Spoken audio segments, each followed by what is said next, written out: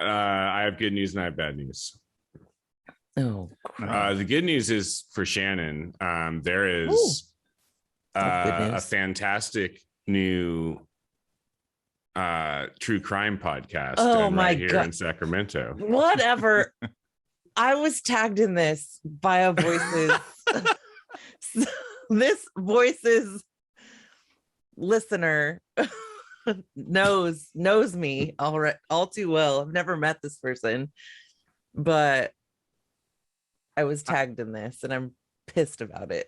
I am fully lost. Thanks a lot, listener, for ruining my hilarious intro idea. Well, if I can't break the news to Shannon, I will break it to Dave. Dave, yes. There is a new true crime podcast being recorded right here in Sacramento. It's new, it's hip, it's what everybody's buzzing about. Who do you think is hosting this true crime podcast? It's someone that comes up on this show fairly often. Is this friend of the show, Anne-Marie Schubert? It is indeed friend of the show. Oh, no. Anne-Marie Schubert is doing a true crime podcast. The Shubes. I wonder, what's it called? I didn't click on the link. It's called Inside the Crime Files. Oh, it's not called Shubes Cracks the Case? Yeah. This is not, the sign off is like, stay shooby and don't get murdered. Stay shooby. It's not Shooby-Doo in the mystery box. Zoinks.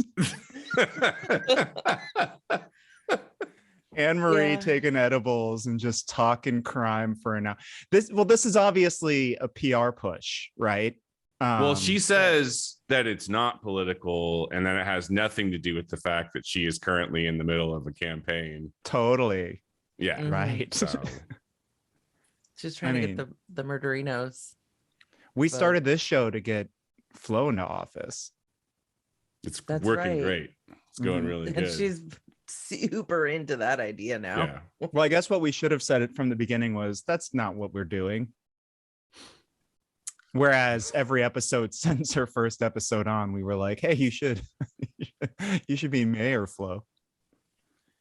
Am I going to listen to an episode of that podcast? I think I have to listen to an episode of this podcast. Is the first episode going to be about the Golden State Killer? You know, I know it's not going to happen, but in my dreams, what happens is that I start this podcast up and there's like a cool little like intro song or whatever.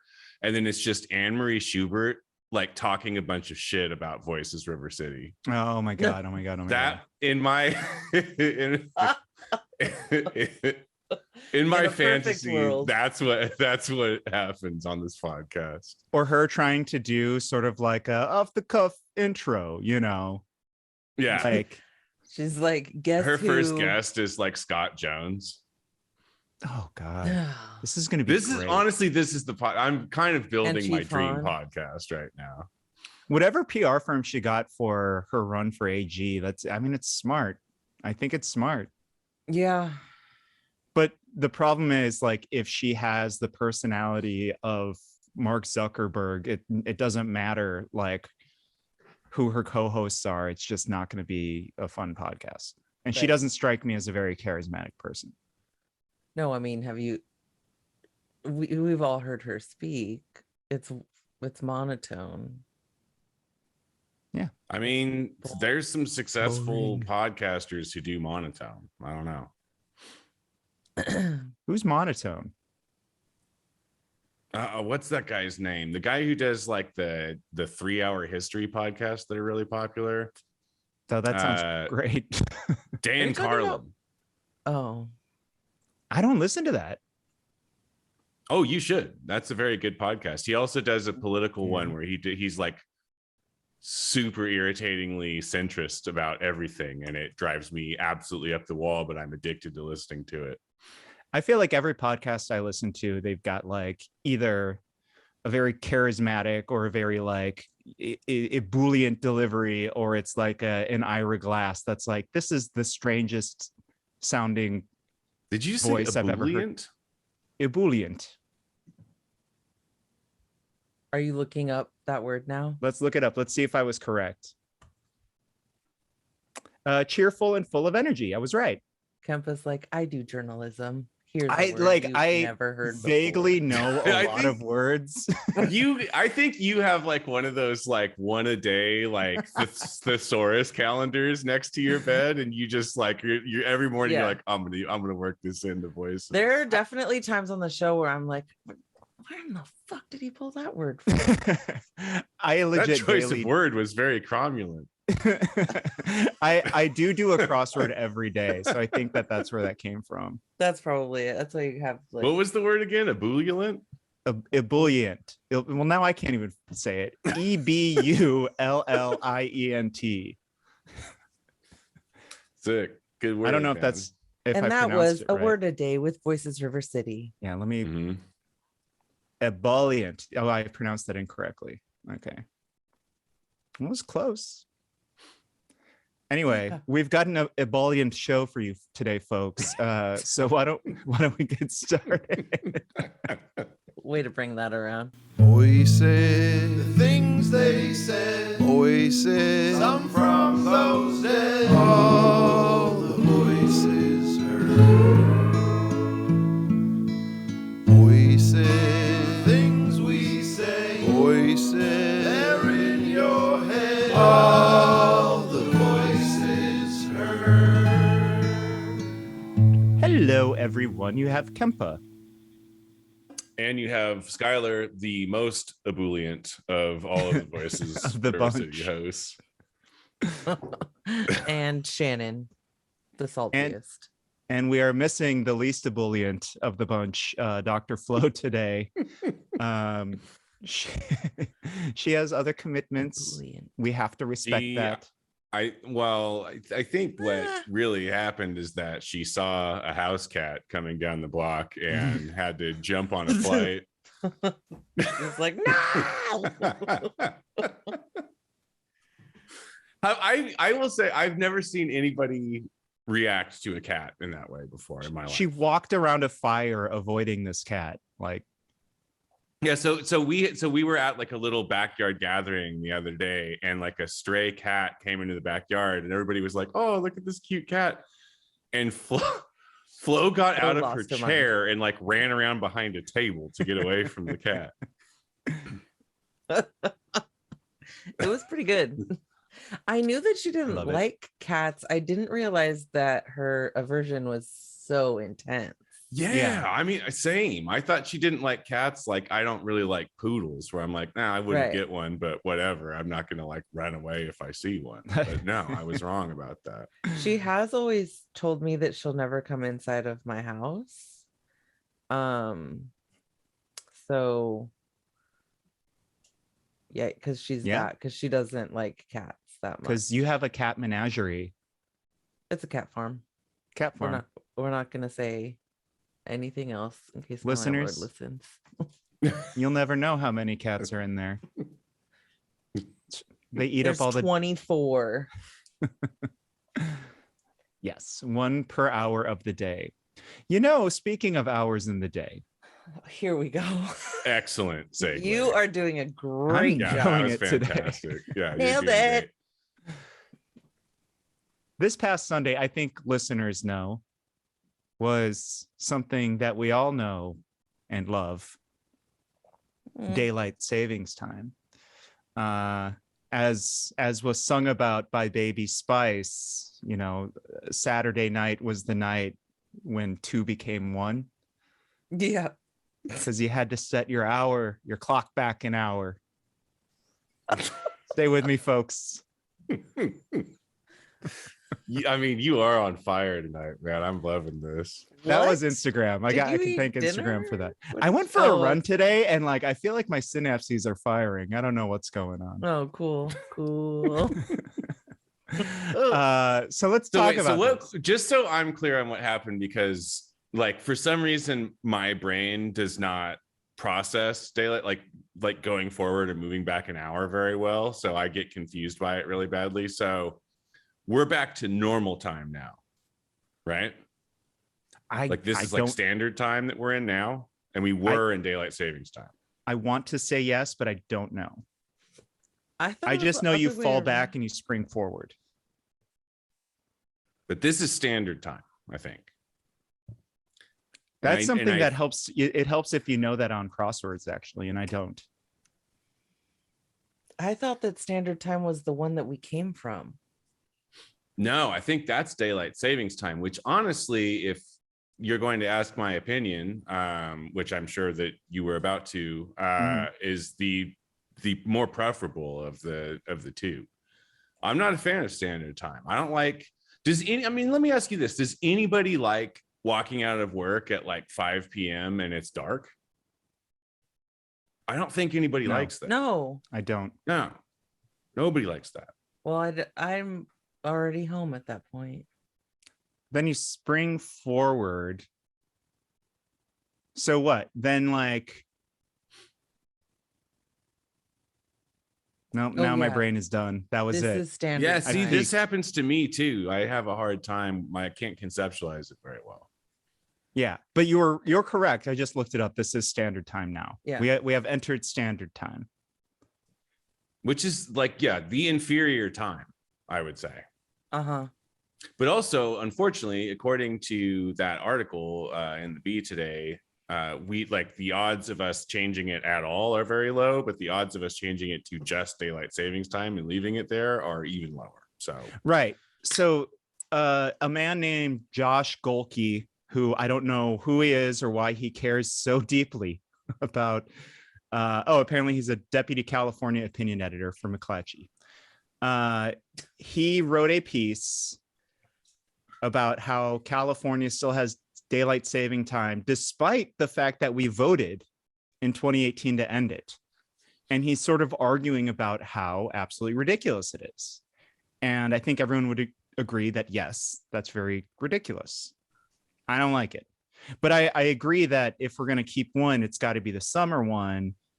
But the federal government said, if you're going to keep one, like Arizona and Hawaii have, the two states that do not change their clocks, it has to be the dumb summertime.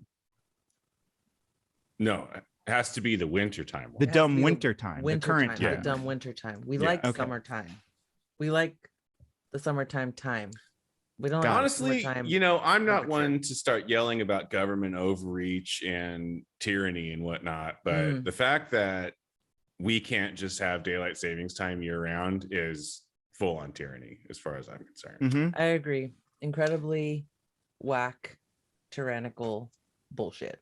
I know my rights. I know when the sun comes up and when it goes down. Say that. And I don't think the federal government should be telling me what time that should be. Correct. I'm going to join the state of Jefferson. Yeah.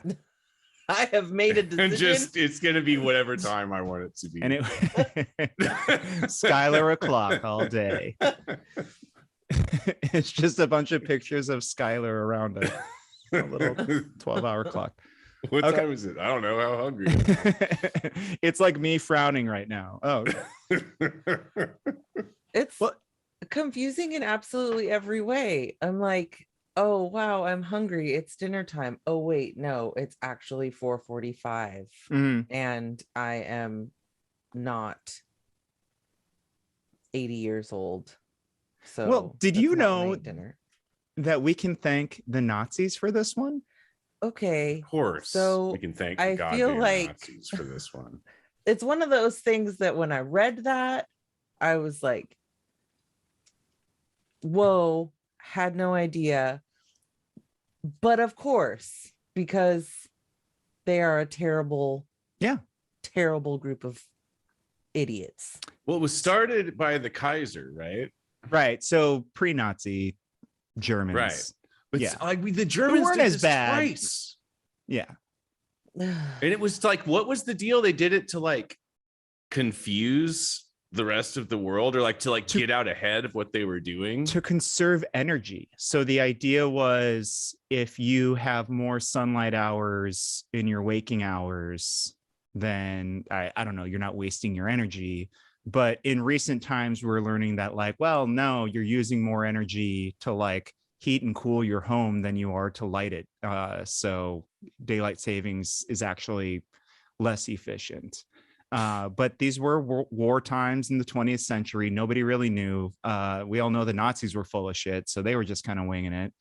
And then like, I also enjoyed in this story, it's a piece, it's a, opinion piece, that apparently Benjamin Franklin had nothing to do with it. Like, he didn't invent it. Like, he just like, I thought that was interesting. Like, this didn't really start being used in full force until World War I, when the Kaiser was like, oh, we're going to do this to beat the other guys.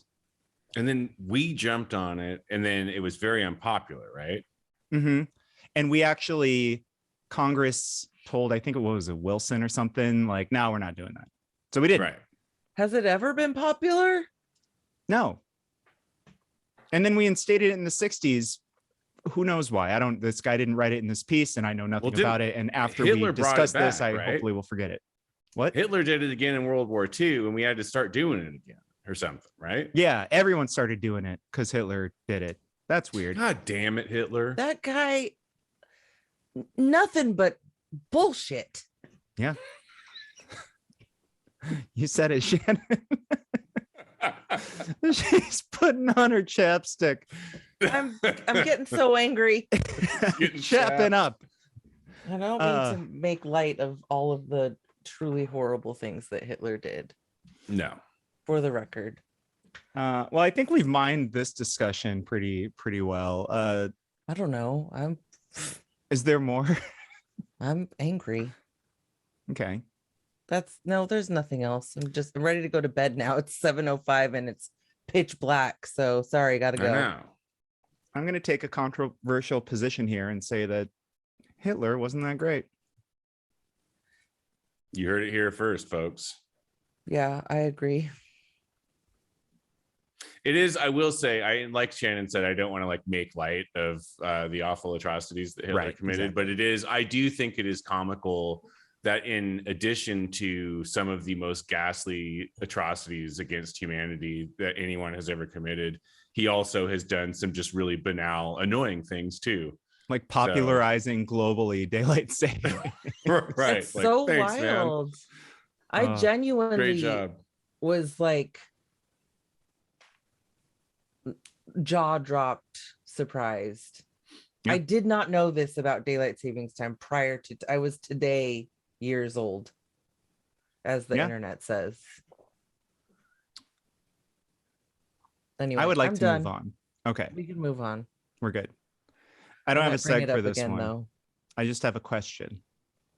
Oh, where? Sorry. Do up, do up. California. Yeah. Where in the world is Gavin fucking Newsom? So we're trying to figure out where Gavin Newsom is. You see this? Why don't you get a life, Dave? Why don't you quit worrying about where Gavin Newsom is? Just live your life. No, I've been sitting in a gig car outside of his home like twice a week.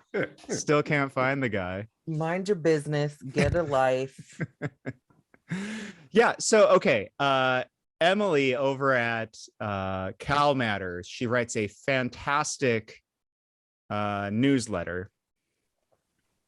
And what's her last name? I'm sorry. I can't remember it.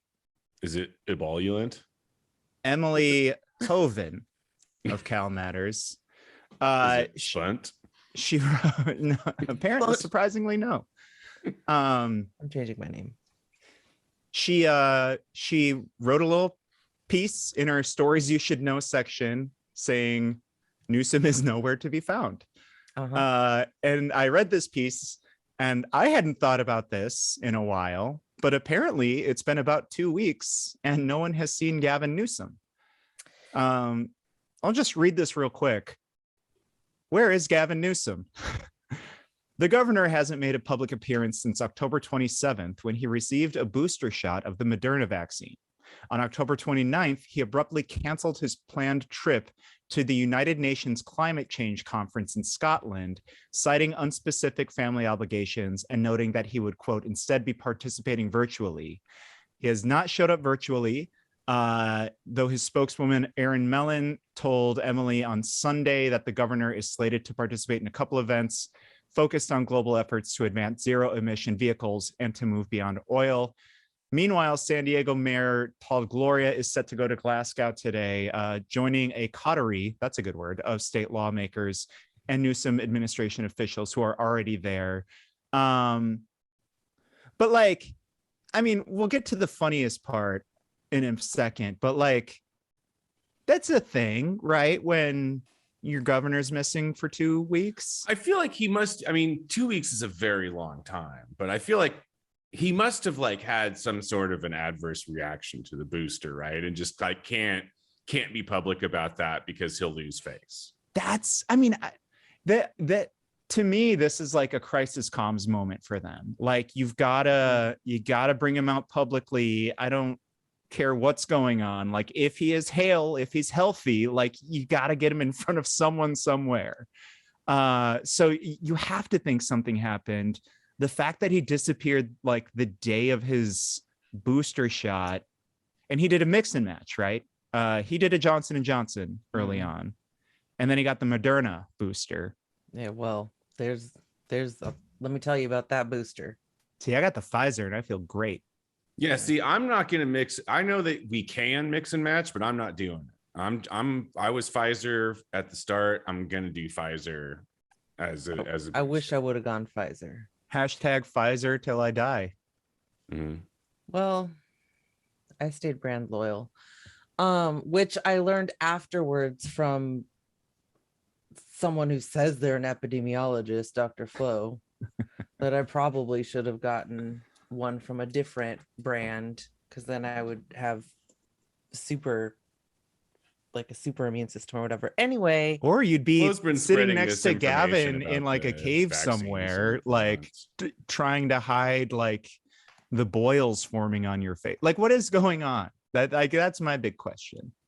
Maybe where's our guy? He got like, you get like foggy and stuff, like you get the brain fog, and maybe he like reverted back to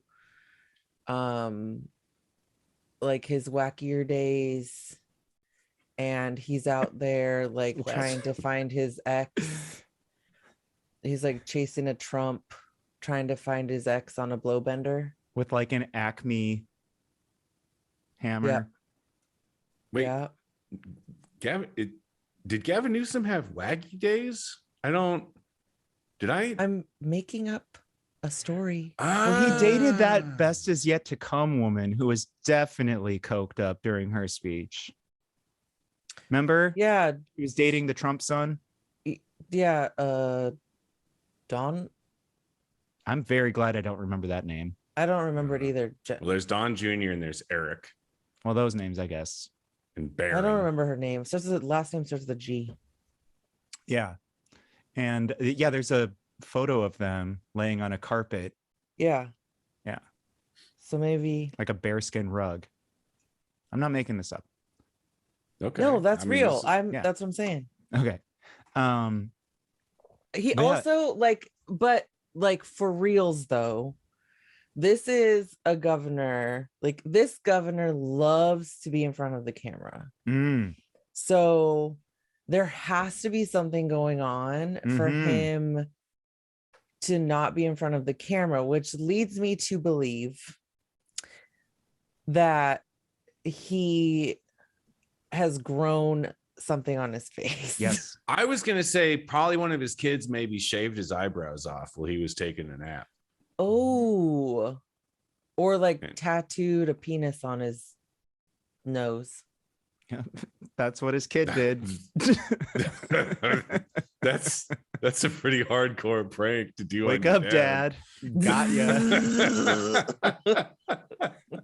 It's like the one thing he told his kid to never do. If you ever tattoo a penis on my nose, so help me God. Listen, I know I'm a deep sleeper. But if you ever take advantage of that to tattoo a penis on my nose, you are grounded for sure for a long time. You will never leave this house. I sleep next to this until you're at least 18. I sleep next to this live tattoo gun because the vibrations help me sleep.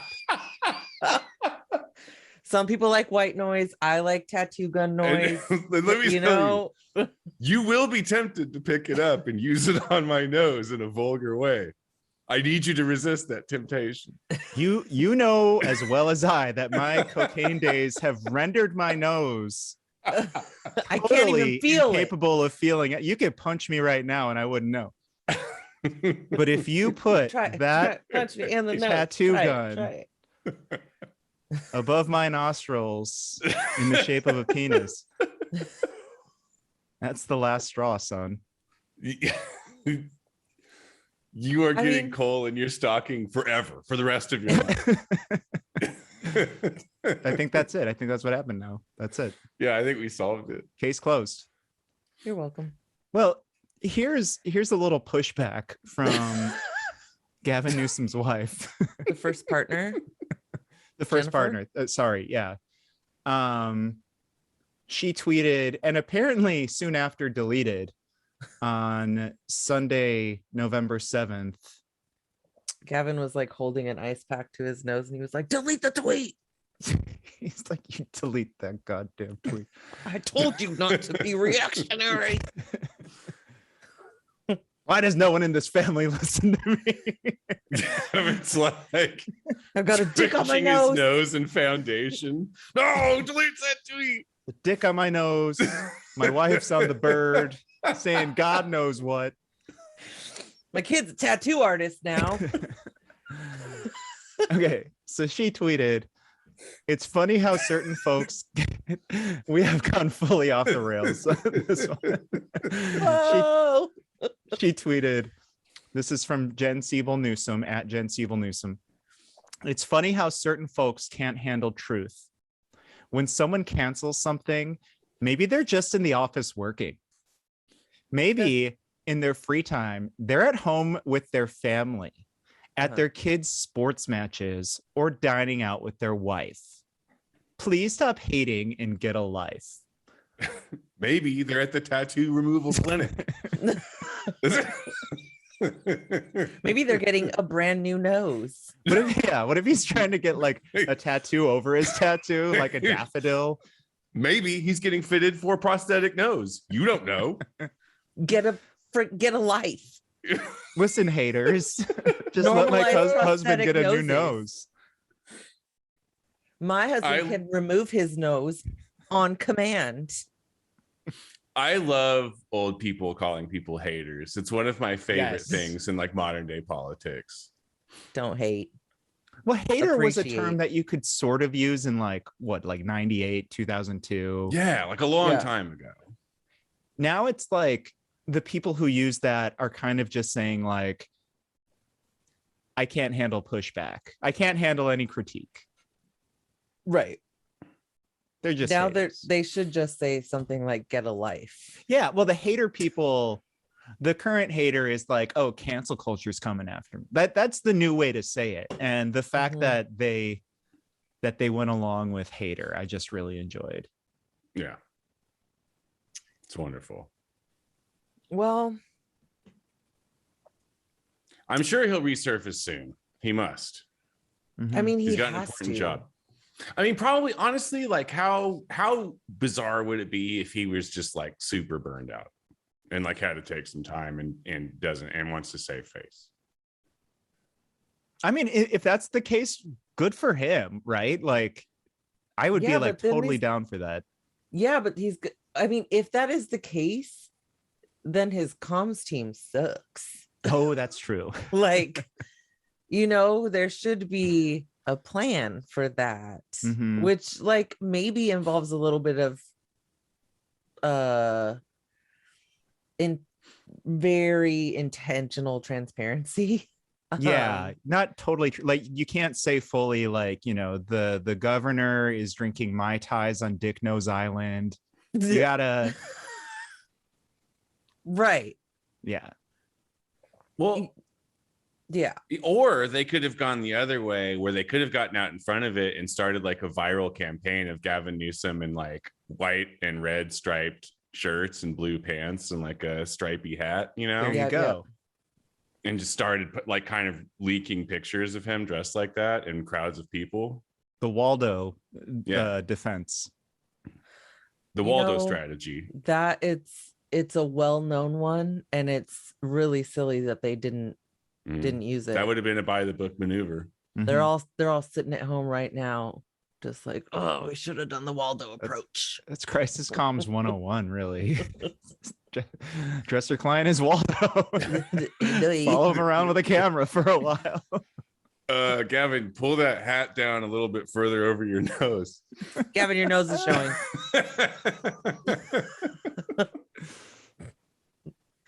I really hope the first time we see the governor after he's been in hiding, he's like wearing a mask, just like right under like Zorro. And there's just like the bottom of a ball sack like poking out above his mask. You just see like the short and curlies just like coming up on the bridge of his you're saying this tattoo is the ball sack is at the top of his bridge? These are the balls are up right up here, and the tip of the peen is right at the nose. I can't wait to listen to the radio version of this episode and see what makes it's just like this governor beep. He's got his beep at the bridge of his beep. Sorry. Well, no, I will feel bad. I think like if like it's something serious, but it's like at this point it's like a grand mystery, and it's just like where could he be? You know, health and safety to you, Gavin, as you heal from the tattoo infection on your nose. You should have changed your tattoo needle out. Mm-hmm. And to the 40 million constituents of California, let your creative minds go free while the PR team tries to figure this out. If really, I hope that's what we've done for you on this show, is just given. I will feel bad now, though, if something really awful has happened. Yeah. But well, I think we'll have no to regrets. Deep now. I think we'll have to issue the governor a little bit of an apology if something really tragic has happened, and we spent a whole episode talking about his family members tattooing dicks on his face. We're sorry for hating, and we will get a life.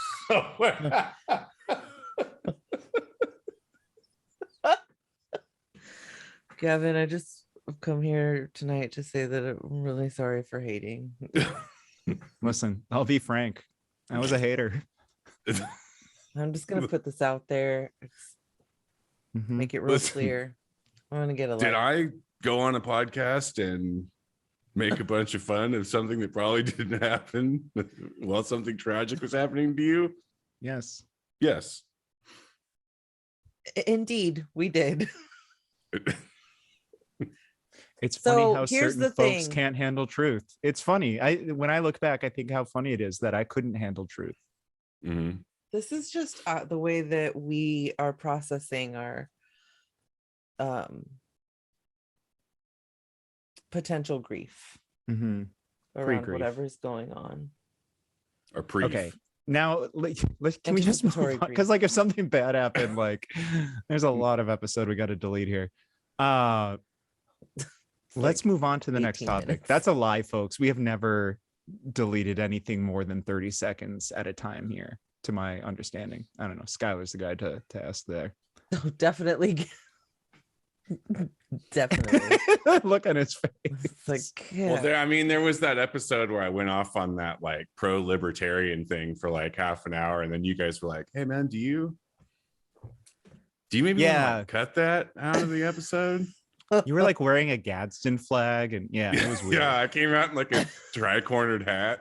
We was talking about how taxation is theft, and you guys were like, Hey, do you maybe want to edit that part out of this Okay, Skylar, you episode? feeling all right? You want to cut that? I see he like You want to there's a cut bunch that of 45 tea bags minutes on from the show? floor and he's pouring water on them. Like, I don't get it. It's one act show of yours. Moving on. Please, we're just gonna dig I ourselves have deeper. no seg for this. Well, the final thing we wanted to like put a little extra time to it was a very, very in-depth piece came out in the Bee. I believe this was Sunday, November 7th by Ryan Sabelau about this group, this sort of like cultish religion that like is obsessed with like Nordic gods, called the Asatru Folk Assembly. And apparently its headquarters is like, it's here in Northern California, like 80 minutes north of Sacramento. And they have like in like what, Sutter County or something like that.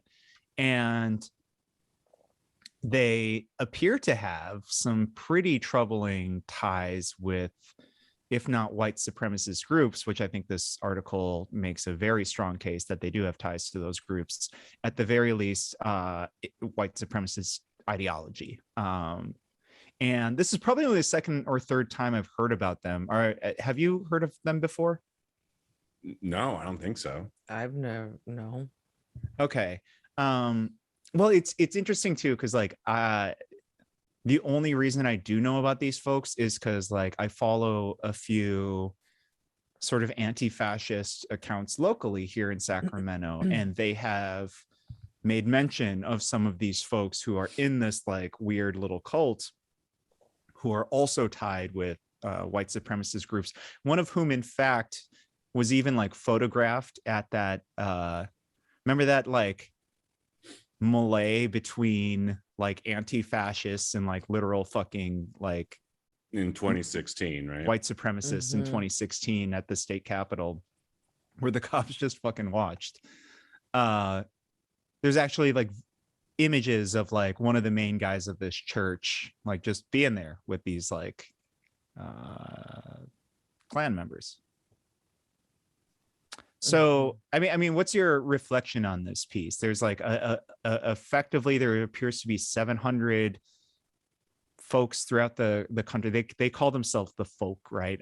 They talk a lot about like how what is it? They talk about like white genocide, right? And that white folk, quote unquote, are like losing their land. And they tie in very closely to, if you remember the Unite the Right rally, that sort of the Charlottesville chants of like, you will not replace us, Jews will not replace us. Just like pretty obviously violent white supremacy. Well, and have you mentioned yet that like being white is an explicit like non-negotiable term of being a part of this group? I have like, not, and that is a pretty important point. Yeah, so it's exclusionary and it's like very deeply, troublingly racist. And I don't know, like I guess I'd like to hear a couple of the reflections that you two got from this piece. It's very long, but it's very in depth, and I think it's pretty well done. The intro kind of felt a little too folksy to me, just like, oh, here's this guy started this thing because he read a lot of stuff about, you know, like fantasy fiction. Well, I think, but otherwise, fantastic piece. I think the intro for me, I get that. I get what you're saying, but I think for me, it laid out this like, oh, this is the story of a dude who thinks he's like some sort of prophet. Right. Like, because, okay, so for folks who didn't, who haven't read it, it's like this guy who's into like reading like Norse mythology and like fantasy. His name's Stephen McNallen. Yeah. So he's into reading, you know, fantasy Viking shit, and he ends up like reading some book of, I don't even know how long it is, whatever. And then years later, he has a revelation. And his revelation is centered around the discovery of like a 9,000-year-old skeleton Kennewick man, in Washington. And he's like, this shows that his belief is that these skeletal remains belong to, or are evidence that white folks were the first people on this continent. And then his whole, it just backs up his whole, like, you know, clan shit. Yeah. And like the science behind that at the time when the Kennewick man skeleton was discovered, it was not that advanced yet. Like they were sort of, I mean, you know, I don't think there was DNA testing to determine like sort of what folks they were most closely tied to.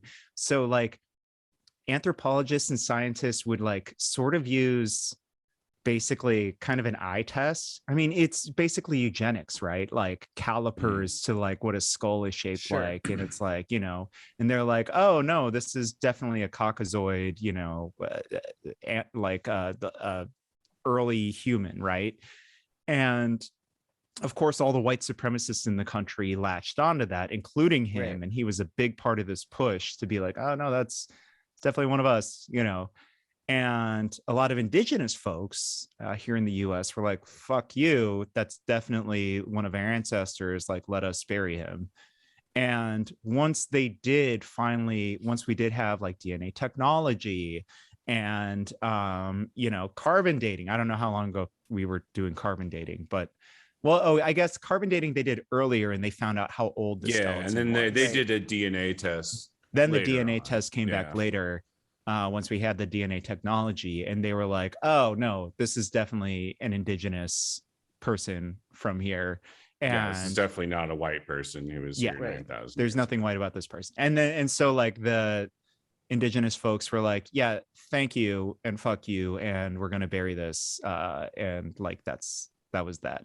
Right. But he's sort of sticking with this kind of narrative, right? And I don't know, like I think a lot about something like this, and like how, I mean, truth just doesn't much matter these days, it feels like. Creating a mythology is more than enough for folks like this guy and for his 700 followers, especially those, you know, that there so many of them are tied to these white supremacist groups that, like, I guess reading this for me, it sort of like filled me with a little bit of dread. Yeah, it is like, I don't know, to me, every time, like this whole ideology around like we need to protect the white race, and the white race is in danger of being like overrun, or like, you know, we're going to be the minorities and that will be terrible, or whatever.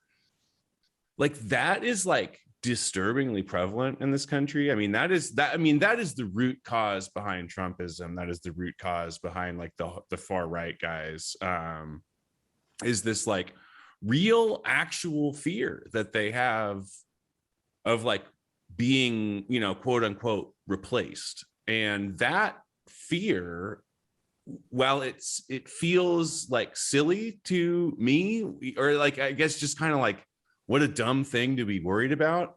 That mindset has led to a lot of death and a lot of really awful shit. And it kind of does boggle my mind. It's wild to me that this is so prevalent, and that so many people are like are so concerned about, you know, white people being replaced or whatever. I like, it could not, I don't know. I guess it's like, it's weird to me because on one hand, it's like super prevalent, and I forget about that because I don't hang out with people who feel like that, so it's not like a part of my daily experience. But it is like a huge part of this country's culture right now is like white men and women who feel this way.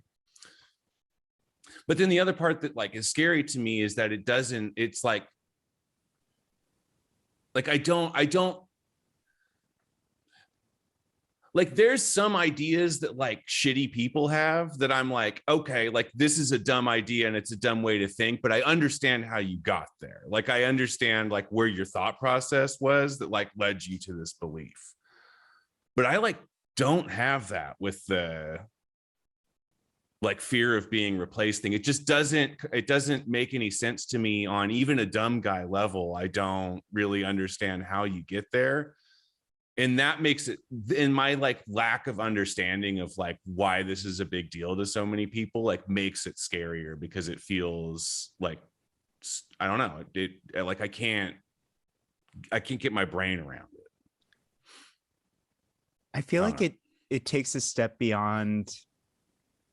It's like a step beyond like how you'll hear, I don't know, Republicans and some Democrats trying to like rationalize the current iteration of white supremacy to a step where it's like celebrating it and lamenting the fact that like we're starting to try to dismantle it. And it makes me think that like there's going to be a lot more violence before like this gets anywhere. Yeah, I don't know. It's a very, very strange and awful part of conservatism. Yeah. And it is ingrained. Like, I mean, it's like the modern American Conservative Party, like this is like a tenet of that belief. I mean, part of what is being conserved is white supremacy, right? Like that's the whole, like that's part of what it's really the centerpiece of it, right? You know? Like it's like, and it's ingrained, like the entire phrase "Make America Great Again," right? Like if you boil that down to what they're actually talking about, like when do you think that these guys are referencing? What era of America are these guys referencing when it was great? Right, exactly. I guarantee you that it is before the 1960s. Right. So before civil rights, you know, before, yes. Yeah, exactly. Yeah, I mean, yeah. Before women could have checking accounts, before, yeah, right. I don't know. So that, I don't know. I have a hard time, and it's also scary because it's so mainstream for these guys, right? Like, I mean, like Tucker Carlson is all over this stuff. Tucker Carlson's a big like white people are being replaced guy, and he's like, he uses that language. One of the most influential people in this country. Mm-hmm. Yeah. Well, and this is like, I think this piece touches on this at some point when it says like, and this is true for so many groups that subscribe to this bullshit, that they remained sort of like off the radar for so long, right? Up until very recently being like under the banner of the Trump administration, right? When they're able to,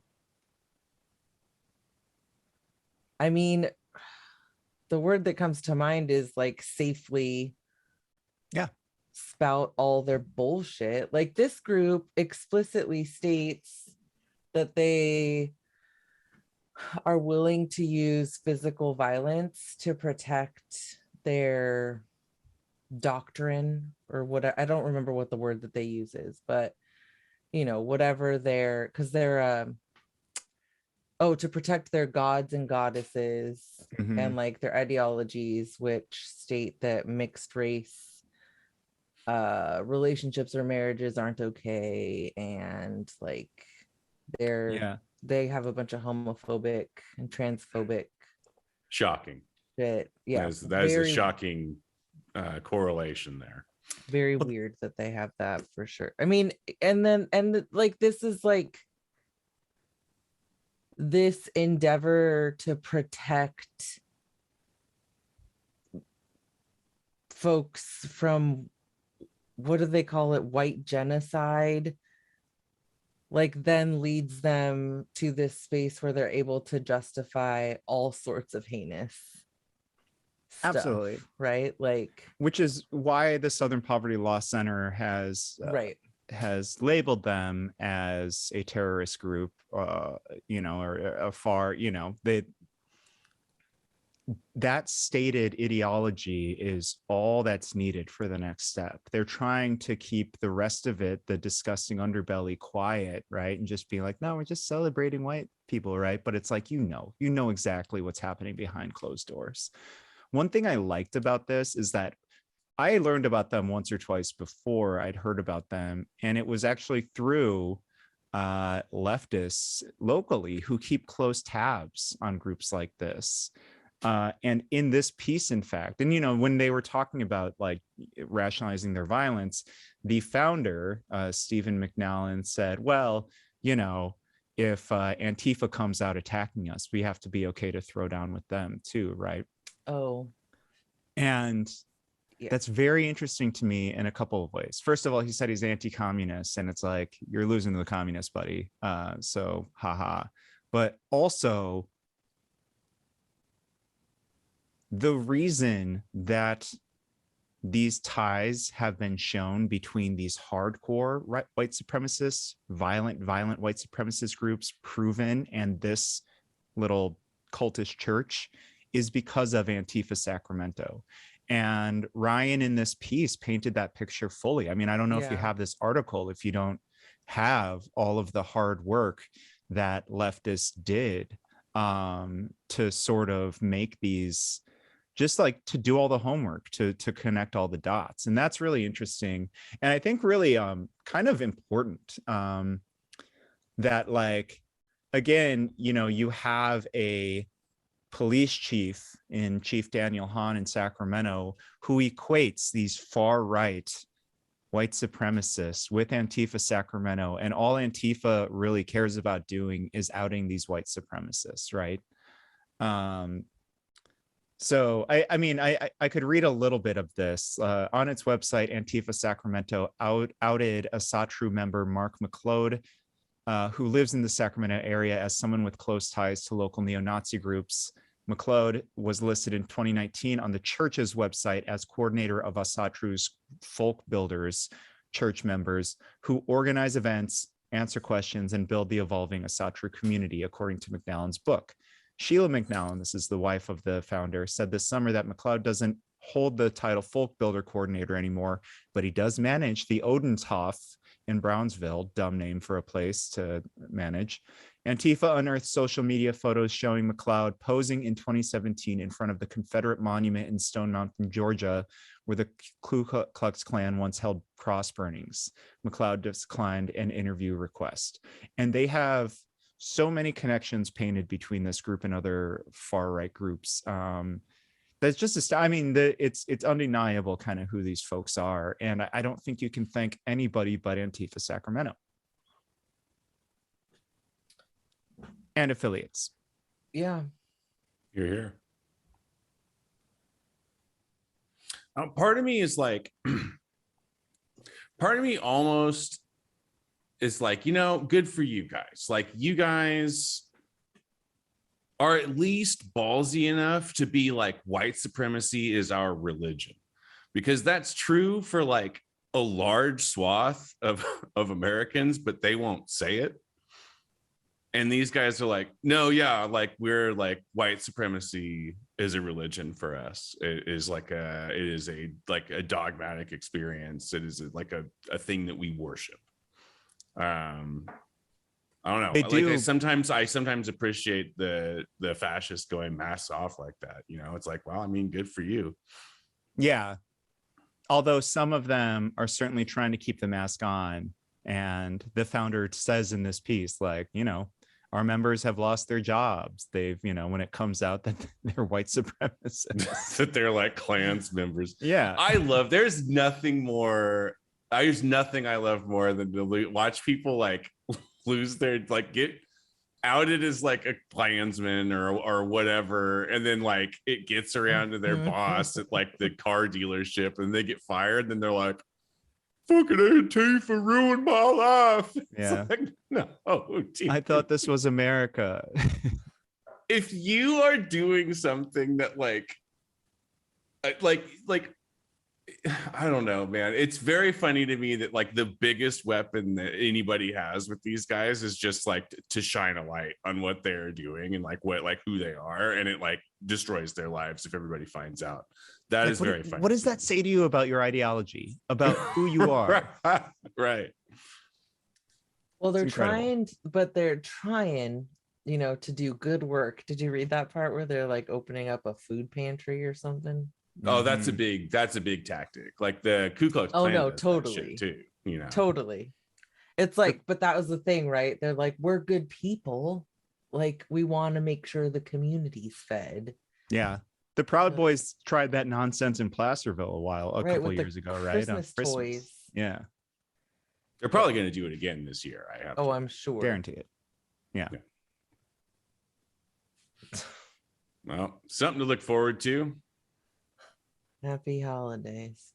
Speaking of shining a light on extremist ideology, if I wanted to find all the Voices River City that I could possibly intake to reinforce my extremist ideological beliefs, Dave, can you point me in the direction where I might go to obtain this propaganda?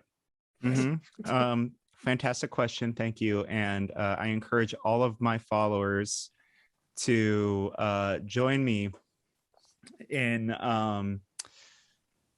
subscribing to the Nike sneakers that is this podcast, Voices River City. You can find us on all podcast platforms. You can drink our Kool-Aid in perpetuity at voicesrivercity.com. We are on the socials, Facebook Voices River City. We are on Twitter and Instagram at Voices River City. The Instagram always makes me laugh. We have a little store, voicesrivercity.com/shop. You can get mugs, you can get t-shirts, you can get stickers, all the fun things. We actually are planning, I think, a meetup this month, correct? We have said that we will do it. We are planning to plan one. Okay. We are loving to think about planning to plan a meetup. Yeah. You heard it here first, folks. All right. Let's do that tomorrow. By the time you're listening to this is the day planned. When we will actually plan this thing. Yeah. This is definitely happening. So we look forward to seeing all of your shiny, happy faces and experiencing your ebullient personalities. No, bring your cats, please. Bring your cats for Flo. Flo really at a place to be likes. determined. Flo really likes it. You should just tweet pictures of your cat. Yeah, it's a good idea. Just tweet your cat at Flo. Yeah. Just release your cat into Flo's house when she's there and don't let her know that what's happening. Hashtag cat house. It's gonna go viral. Flo's gonna go viral. Beyond that, Flo's gonna go viral. Oh, get it. The epidemiologist going viral. We are each one of us on our own socials. I'm on Twitter at Kempo, YOUKNOWKEMPA. You can find me at Guillotine for You. That's Guillotine, the number 4, YOU. I'm Shan N.D. Stevens. Flo is Flojaune. That is FLOJAUNE.